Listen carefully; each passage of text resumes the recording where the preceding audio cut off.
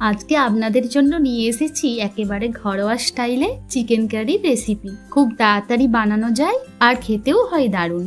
চলুন তাহলে শুরু করা যাক। প্রথমে ধুয়ে রাখা মাংসতে পরিমাণ মতো নুন, হলুদ, লঙ্কার গুঁড়ো সঙ্গে অল্প একটু সরষের তেল ও টক দই দিয়ে ভালো করে মাখিয়ে 1.5 থেকে 2 ঘন্টার মতো ম্যারিনেট করে রাখতে হবে। অন্যদিকে কেটে রাখা আলুতে নুন, হলুদ মাখিয়ে তেলের ওপর হালকা লাল করে ভেজে তুলে রাখলাম।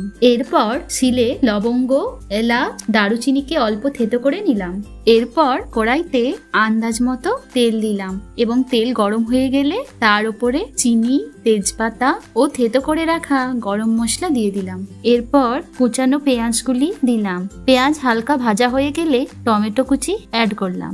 এরপর আমি মিক্সিতে আদা, পেঁয়াজ, রসুন একসাথে পেস্ট করে নিলাম। এরপর ওদিকে পেঁয়াজ ও টমেটোগুলো হালকা বাদামি হয়ে গেলে তার উপর পেস্ট করে রাখা মশলাগুলো দিয়ে বেশ কিছুক্ষণ নাড়াচাড়া করে তার উপর হলুদ দিয়ে নিলাম। এরপর ম্যারিনেট করা মাংসগুলো দিয়ে 10-15 মিনিট কষার পর ভেজে রাখা আলুগুলো দিয়ে দিলাম। তারপর কসুরি মেথি ভালো করে হাতে দলে নিয়ে মাংসের ওপর দিয়ে দিলাম। বেশ কিছুক্ষণ নাড়াচাড়া করার পর মাংস থেকে তেল ছেড়ে এলে তখন মাংসতে পরিমাণ মতো জল দিয়ে দিলাম। অল্প ফুটে এলে ধনেপাতা দিয়ে দিলে আমার চিকেন কারি তৈরি।